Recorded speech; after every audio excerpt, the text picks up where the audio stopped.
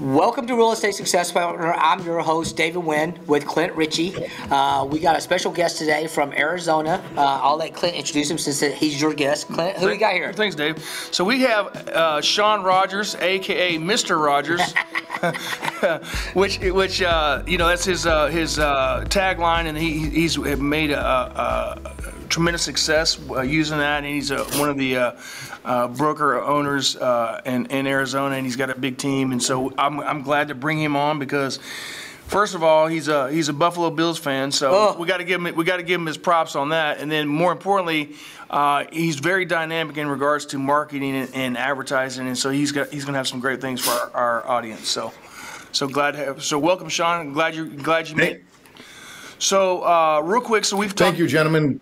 Honored to be here. Yeah, good. Appreciate your time. So we talked about this a couple of times previously. Tell us a little bit about your story and where you are in your real estate career as of right now. Well, I won't bore you with the War and Peace version. I'll just head right to the cliff notes. I've been in and around real estate since I've been 17, and I'll be 56 this July. Moved out here to the Valley of the Sun in, I think, 2003, 2004. I was just going to dabble in the real estate, maybe buy a property here or there. And now, fast forward 20 years later, with God's help and the team's help and family's help and beautiful help like yours, I'm running one of the top teams in Arizona at one of the top firms, West USA, for probably on and or off 10 plus years. So. Awesome. So talk about you talk about your team. So talk about how big your team is and how you and you know how you established the team and over what time period it took you to get where you are right now. Great question. I originally started with one partner, and you know, really the funny part is life just has a way of leading you in a direction. You could take it or not. It's an opportunity or not. I'm one of those guys that doesn't have a reverse. I'm just full nitro forward. So what was happening is, as you do, I guess, a better job and you take care of your clients first, which sounds cliche, but it's you get when you give, and that's one of my firm beliefs. I started getting clients further away from what you would call the hub. And of course, you want the business, but there does come a level of time where you probably can't give a client everything if you're dividing yourself too many times. So I formed the team, and I started looking for agents that might have been missing a component that I needed. Cool. So, Shawn, are you are you out there still selling and slinging, or are you on the background now? Great question. I personally haven't unlocked a door in over a decade, but that doesn't mean, and I only laugh at it, that doesn't mean I wouldn't stand on the corner with a flip sign saying open house in 110 degrees if you wanted me to. That's, you know, everything that I've ever asked anybody to do, I've done, and I still do it. Open houses, passing out cards. But to answer your most excellent question, I'm usually behind that computer with the phone on 18 plus or minus hours a day every day. Great. So let's talk about your market. What part of Arizona are you in? I say we're in the Phoenix metro, but we do cover what would be known as the Southeast Valley. Okay. Phoenix and the West Valley. Now, also, I don't know how it is where you are, but here we're licensed in all of Arizona, and we do have agents that would cover south, which would be Tucson, and then north, which would be Flagstaff, Show Low, Pine Top, where the snow is, believe it or not, the pine trees and log cabins. But that's more of a case-by-case basis just because of, again, the distance from the hub. Yeah, so the market's hot there. You know, if you look around, real estate market's super hot in Phoenix. You guys got a lot of Californians coming out there right now.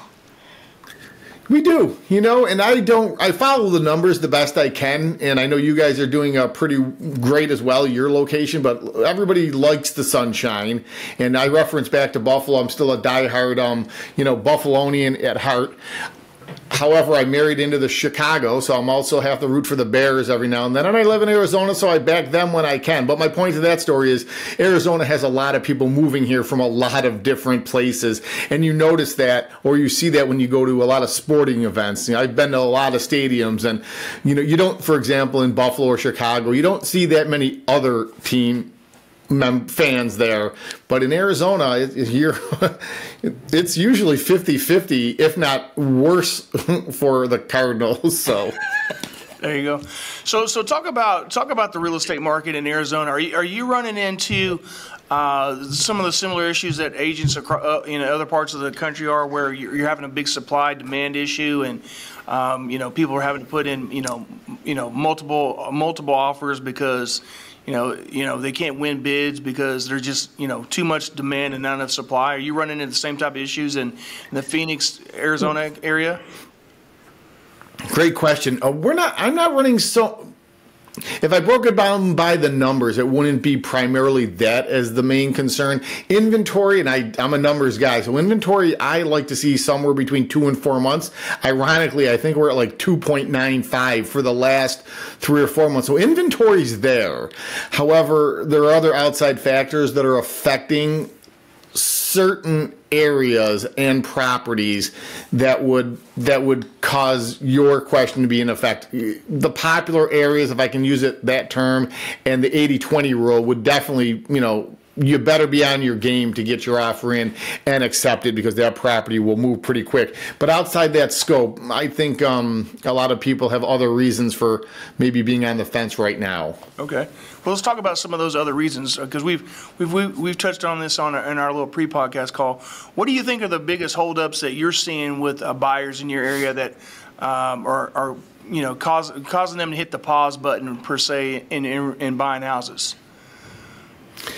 If we're not talking about flat-out relocation where they're moving here from somewhere else and they don't know the area, which is understandable, they want to get to know the feel of the land. If it's just flat-out why they're probably not pulling the proverbial trigger, right now I'd have to say it's interest rates and inflation, the economy. And I don't want to per se get political per se, but I think we need change we need relief, and I think that would put people in a better position to swallow down the actual costs and encompassing factors of buying a property. And I try not to stumble over those words, but buying a property is one thing, a cost is another. But if you are hypothetically a first-time home buyer, you also have to understand that you might not be living with mom anymore, electricity bills, maintenance. There's a lot of other things that go in with purchasing a house. So one thing you definitely want not to have is stress over a payment. Right. Makes perfect sense. So talk about this. So, we've talked about, your kind of career path and how you are where you are.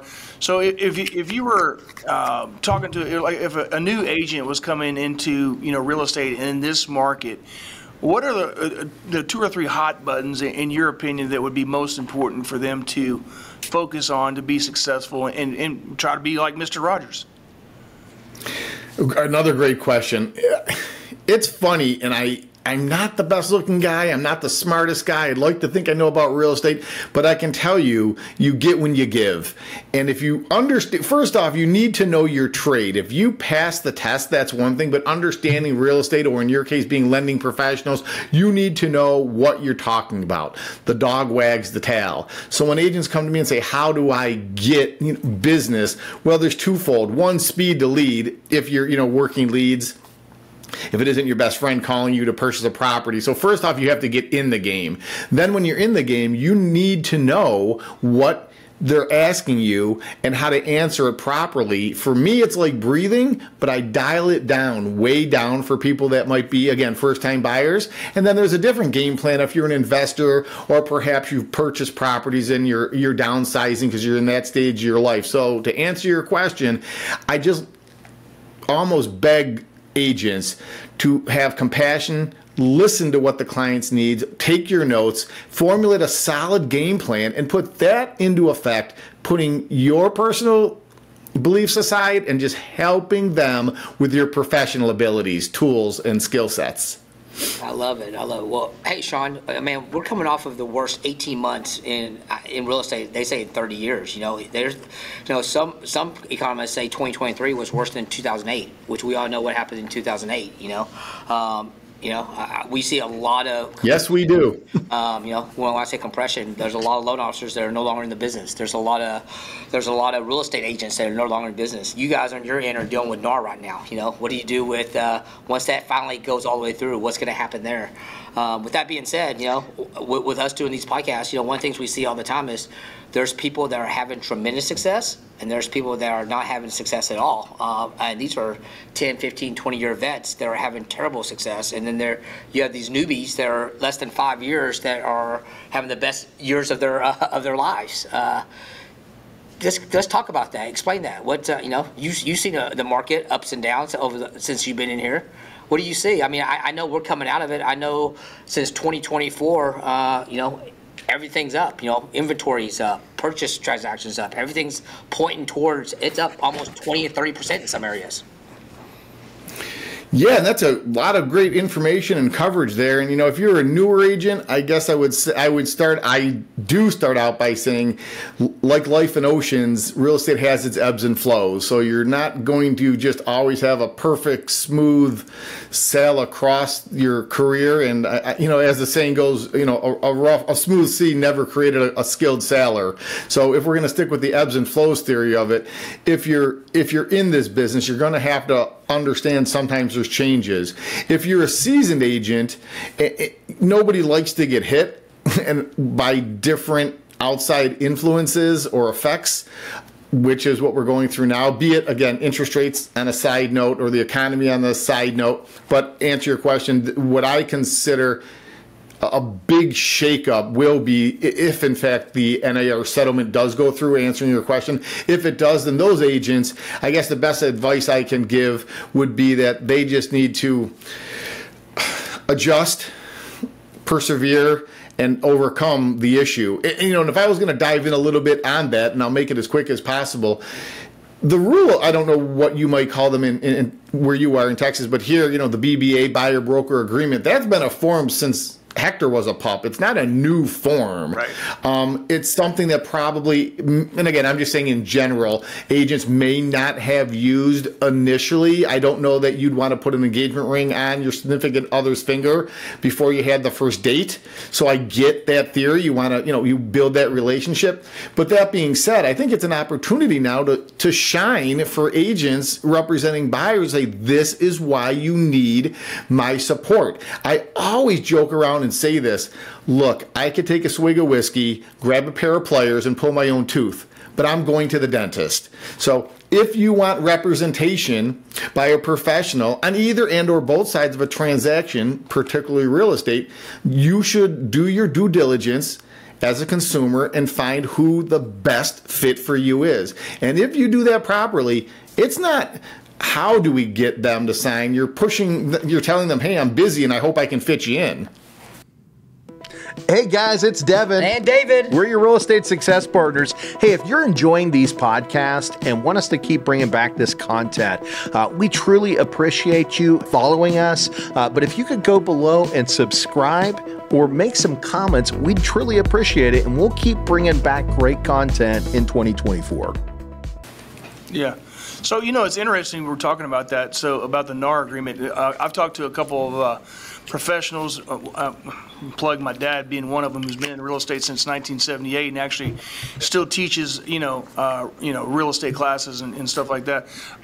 He said it's basically going to weed out the less professional real estate agents and the true professionals, because like you said, the BBA agreement's been there the whole time, but a lot of the real estate professionals just kind of glossed over it or didn't actually go through it with line by line so that the clients knew exactly what they were getting. And like you just said, it's like you're going to have to be more professional. You're going to have to explain it to the client and help them understand, hey, listen, at the end of the day, we're going to try to get the seller to, cover my fee. But however, if they don't cover this fee or if they don't want to, that you are ultimately responsible for it. And here's why you need my my professional, support in buying this this house, because quite honestly, there's a listing agent and they're going to represent the best interest of their client. You need someone representing the best interest of you. So I think it's awesome that you brought that up, and I think in anything in life, like you said, there's ebbs and flows, and I think it's going to, as they always say, the cream's going to rise to the top, right? The professional real estate agents that have been doing it for years, that go through everything with a fine-tooth comb, they're going to be fine. The ones that kind of, glossed over it and just were trying to, not build the quote-unquote relationship, they're more of a transactional type realtor. Those are the ones that are going to really struggle. Does that sound right to you? Is that in your professional opinion? I think you're spot on, and thanks for a more in-depth definition of exactly what I say. And I'm, again, you and I aren't paid endorsers here. We're just I'm humbly saying we're trying to help people. And yes, and if I had to be a little bit more savage but still being calm, playing the middle there per se, there's really nothing wrong with the thinning of the herd. I mean, if you better your profession, you get better what you do. There's nothing another person couldn't do that the other person couldn't do. So I'm a big believer in helping people out, knowing my trade still after all these years, reading books, reading, new forms, seeing how you can, quote, better your systems, because ultimately it's referrals. And if you take care of somebody, they're going to, it's unequivocally, it's not even a question, they're going to refer you. That's the best form of advertising. But that all circles back to what you just said. You need to know what you're doing. If you don't, maybe this business or the profession you're in isn't for everybody. I mean, I think a lot of people want to be professional boxers until they get, hit in the head. It's like Mike Tyson said, everyone has a plan until they get hit in the mouth. That's exactly it, and you can pick any sport. It's great to make fun of a goaltender who can't save, a puck, but many people that are watching and saying that, can't skate. So Well, go ahead. You get something to? No, I was going to say that. Oh, so let's talk about this, because this is one of the questions that we like to ask our realtors. So you've been in the business a long time. You've helped a lot of people that have bought and sold houses. You've helped a lot of people within the real estate industry kind of find success or identify what their weaknesses are. Talk about your greatest or your happiest moment, or the thing that makes you the proudest of being a real estate agent in your career.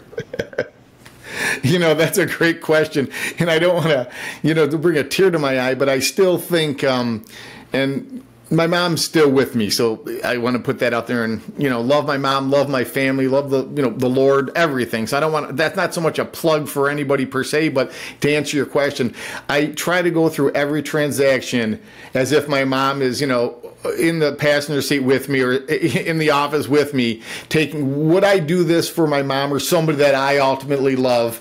Would I give them the care and treatment that I would my mom? And if people understood what that meant, I mean, if again, I don't want to get that way, but if you care about a person, you want the best for them. If you want the best for them and you give them all you know in what our profession, then it's pretty easy. And I don't want to say that our professions are easy. I'm saying taking care of people, being kind, and it should.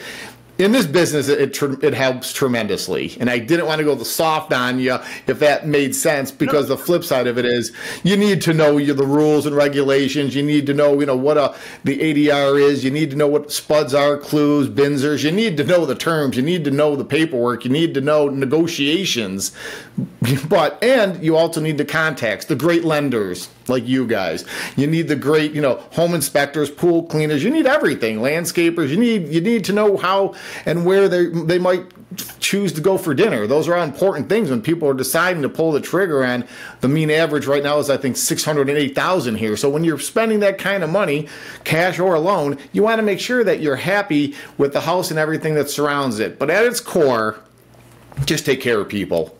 That's great advice. Dave and I talk about this all the time. It's like, you want to be like-minded and like-hearted, and at the end of the day, the realtors that we've run across, or I guess you could say this for any profession, Dave, right, is the people that build relationships because they really truly have a heart of just helping people.